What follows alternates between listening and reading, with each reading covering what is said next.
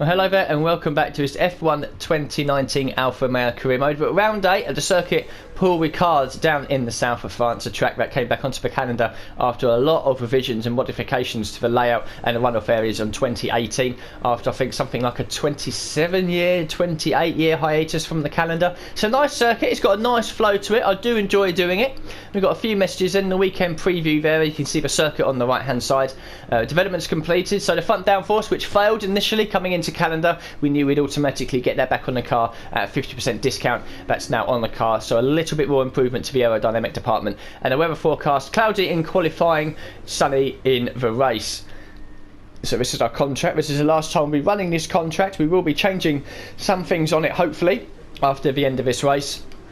Moving on to the rivalry page, and so we've already lost the first rivalry to Raikkonen, so we can restart that now. Hopefully we can put in some strong performances in the next few weekends to pull out some sort of a gap in case we have another terrible race like we did at Canada. But the rivalry on the right against George Russell, 23-20, so we might be very close to completing that by the time this weekend is done. Research and development then, so at the moment, as you can see there, that has now come in and has freed up some more minor upgrades down the bottom for the aerodynamic department, and that upgrade as well is it's kept us just behind Williams. That's disappointing. We're pretty much level. I thought we might just get ahead of them.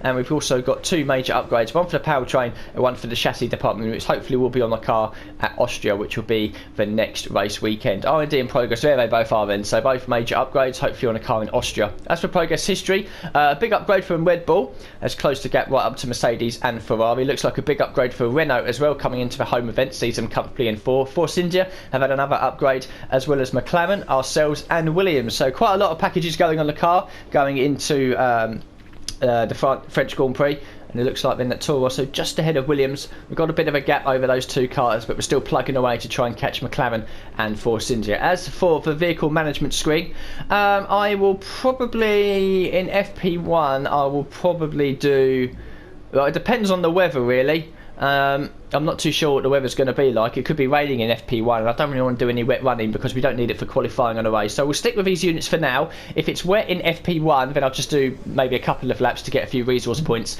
and then going into FP2, obviously keep these units to get most of the programs done. So yeah, we'll just keep as it is for the moment. Nice and fresh units there. All of these ones on the left-hand side, pretty much only good for laps now in practice and getting some of the easier practice programs done. The gearbox, obviously a practice gearbox, 17%. No need to worry about getting a new one yet. And the race gearbox will bolt onto the car for FP3. That's at 16% as well. And the weekend tyre allocation there, the C5, C4 and C3 compound, soft, mediums and hard. So that's the intro done then. I'll go away now and get the first two programs, first two practice sessions done, and hopefully when I come back I've got some good news to report. So FP1 and FP2 are now done. It's been okay, to be honest with you. It hasn't been fantastic, but it hasn't been terrible either. We're sort of in the midfield pace where I kind of expect us to be and happy with. Of course, I'd like to be, you know, the fastest in every session and win every race, of course, but we can't do that just yet, obviously, with the package that we have on the car.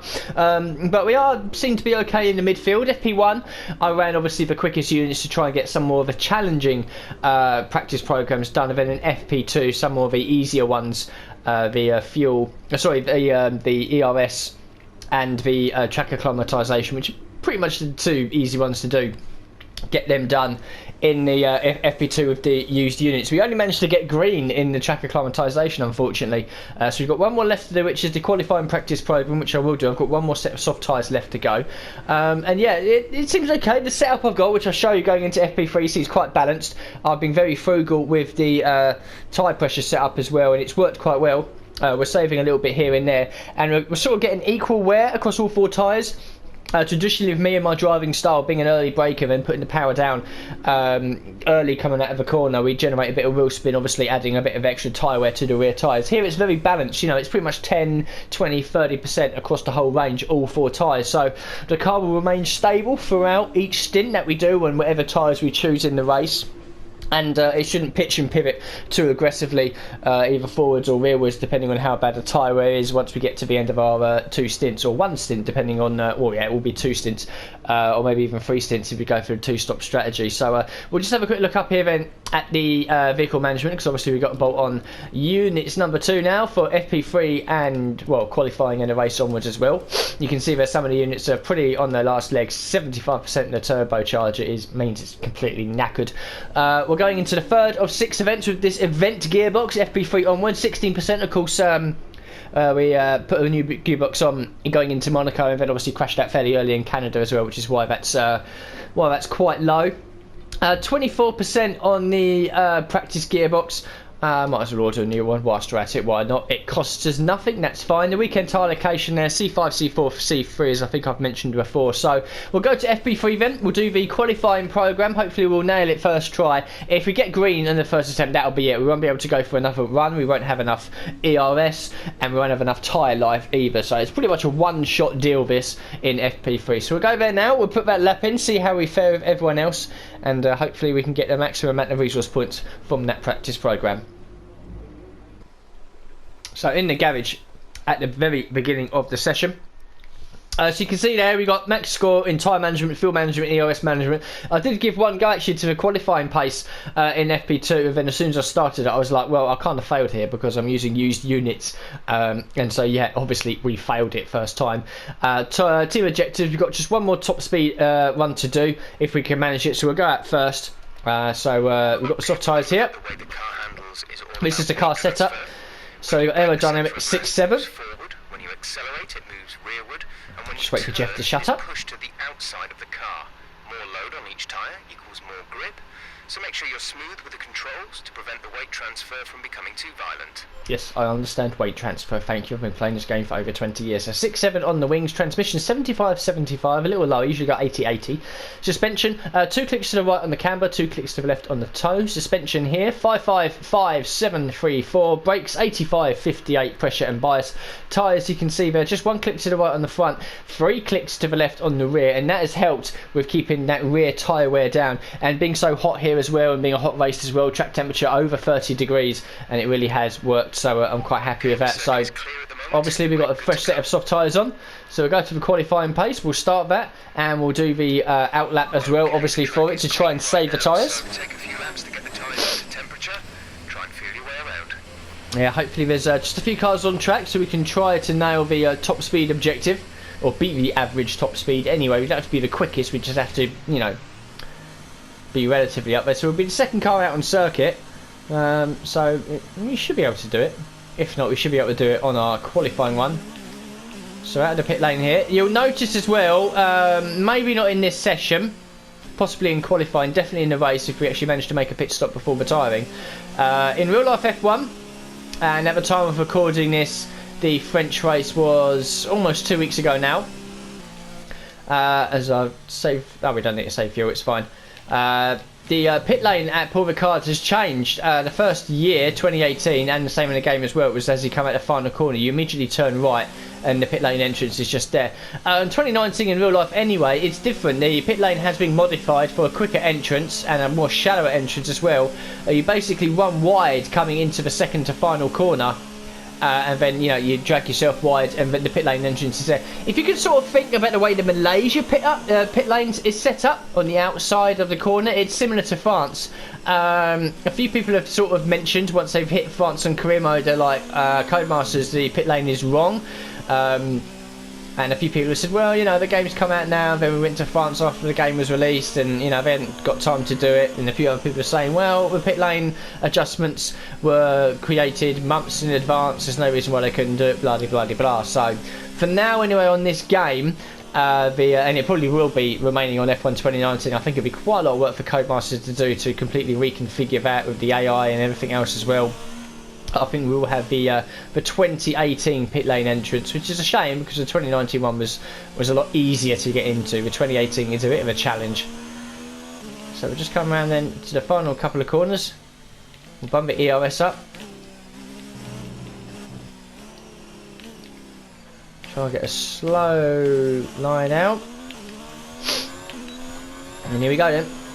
Our one-shot attempt at the qualifying practice programme.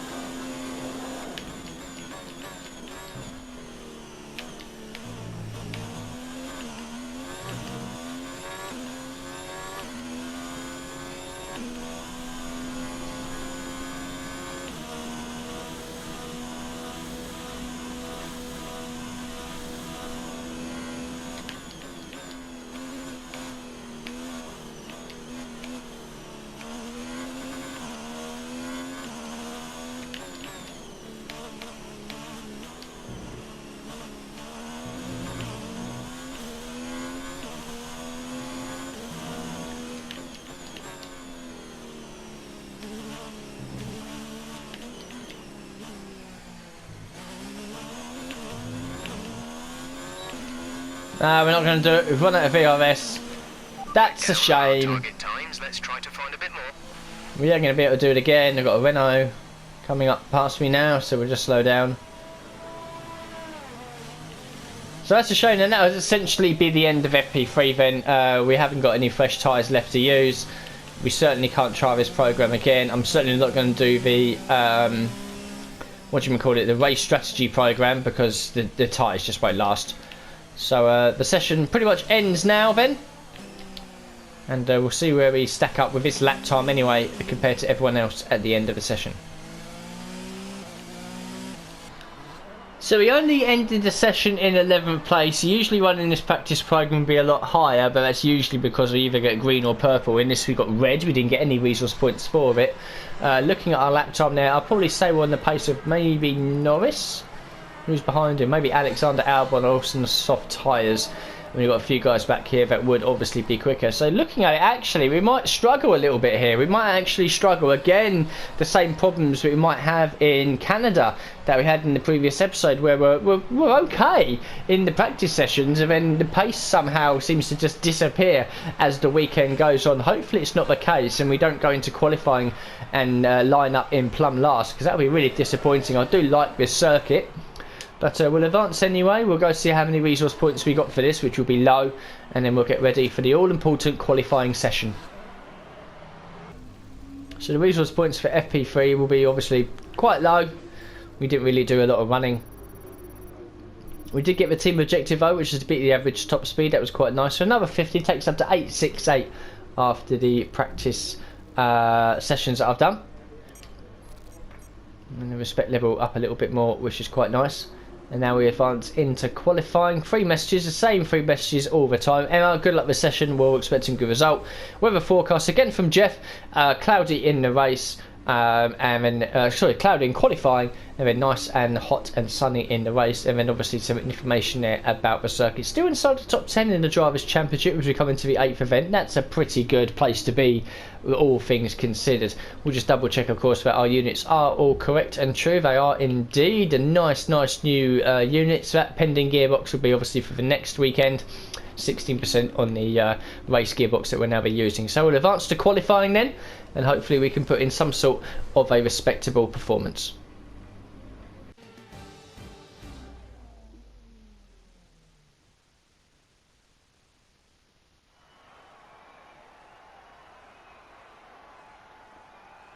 Welcome to qualifying for this weekend's French Grand Prix. The teams are making their last-minute adjustments before the lights go green, and the fight for pole position gets underway.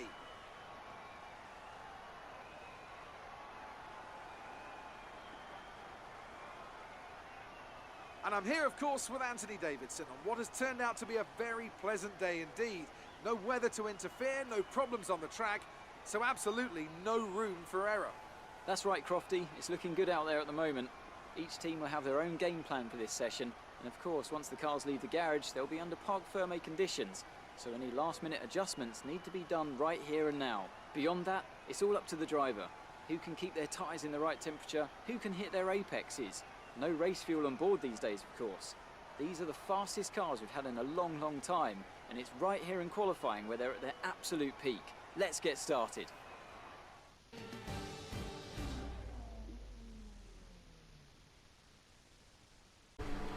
So in the garage, a few cars already going out on the circuit. We've got 3 sets of soft tyres. We will run these soft tyres in this session. We'll drain the fuel out as much as we can. Let's get out on circuit. Engine fired. We're set.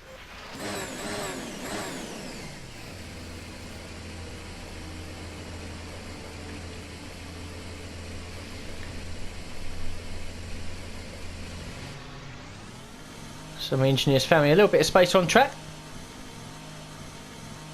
5th car, I think. 5th car out on circuit at the moment. So obviously still quite early in the session. We should be able to get 3 runs in if we need them. If I feel like we need them anyway. And unlike Canada, I can probably chit-chat on this first out lap, because it's quite difficult to actually hit anything around here. Turn the ERS off and the fuel mode down to lean to try and save as much fuel as possible.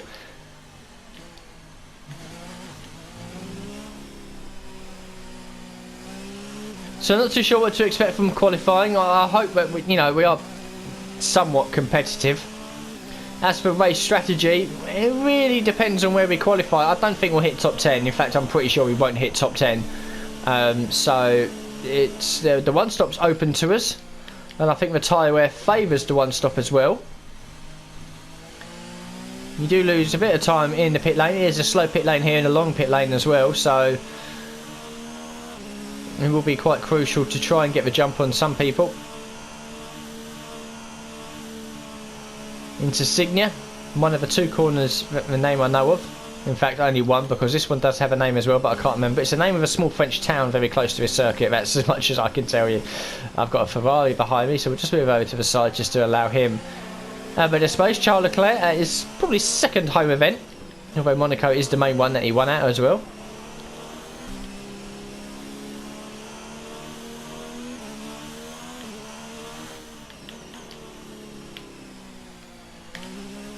So just fiddling with all the modes that we need to do.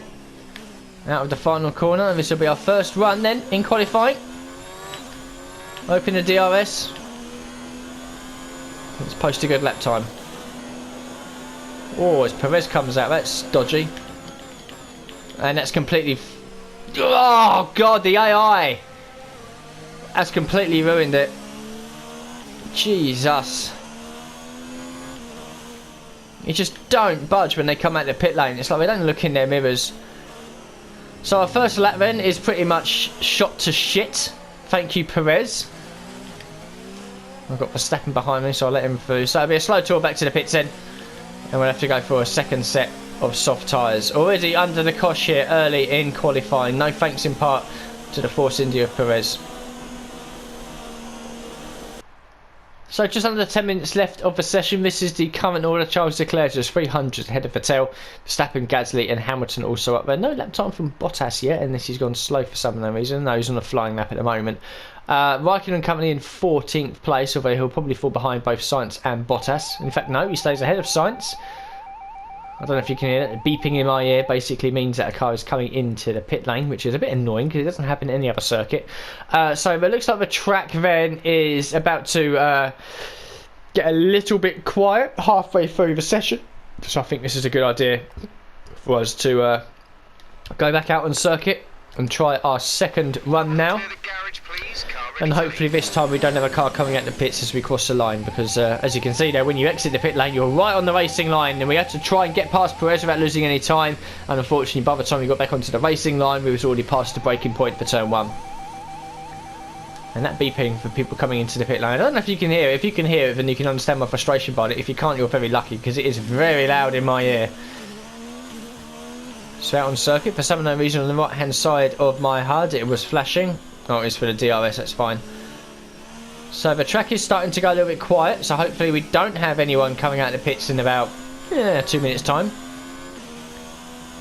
And we'll go again to try and put a lap time in.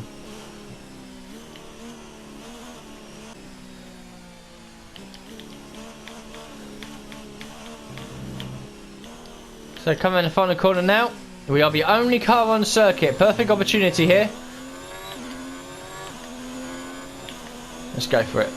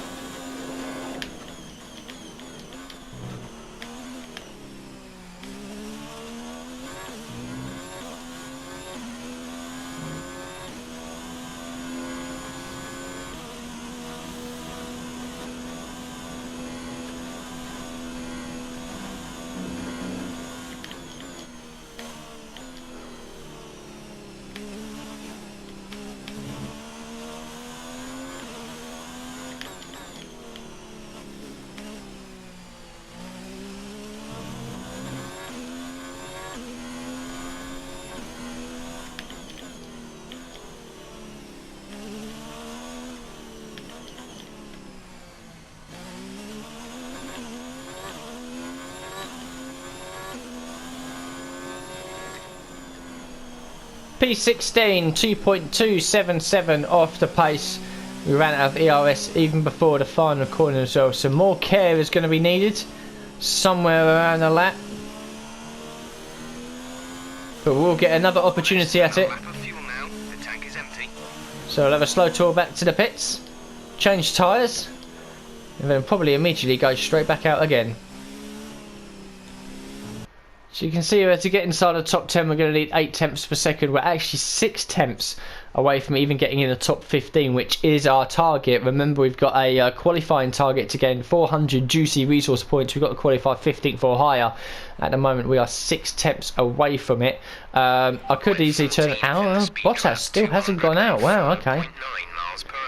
Maybe he's got an issue for whatever reason, but we're only ahead of both the Toro Rossos and George Russell. So again, the weekend starts okay, then gets progressively worse as it goes on.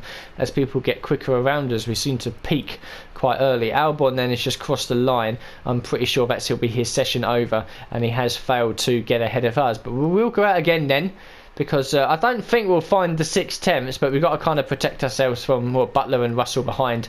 For whatever reason, Bottas still... he's just gone out on circuit now. You can see the green dot on the right hand side means they're on an out lap. So we'll do exactly the same. You can see they've changed onto our final set, our third and final set of soft tyres. And we'll go out now, and we'll give it a go. Less than 25 seconds to go until the session is over. We're in a bit of danger here of actually not getting across the line. I've had to kind of push and not at the same time. I think we'll just be okay. We will, with just a couple of seconds spare.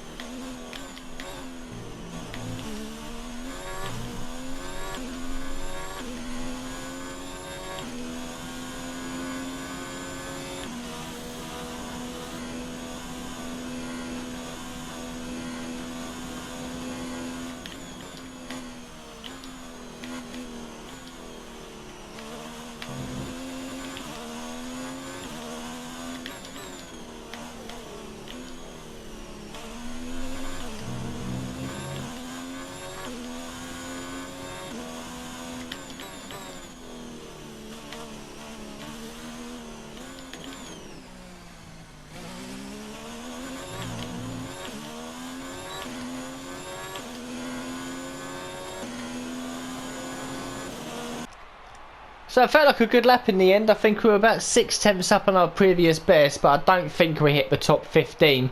Also, as well, I ran the entire lap in ERS mode number 4 of the overtake rather than a hot lap. The entire lap I did in overtake mode, and we still ran out of ERS coming into the final corner. So it's quite clear, it doesn't matter what mode you run in, you pretty much run out as you come up to the final corner, which is quite disappointing because we lost a bit of time running up to the line. But Verstappen has taken pole then, 300ths ahead of Leclerc, who in turn is just 100th or 10,000ths if you like ahead of Vettel. Gasly, Bottas, Hamilton comfortably complete the top 6 for the big 6.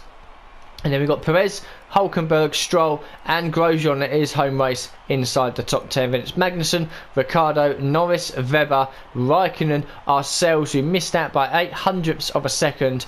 Sainz, Russell, Albon and Devon Butler. So it's not as bad as Canada, but we're probably going to have to lock ourselves into the one-stop strategy if we want to make positions up during the race.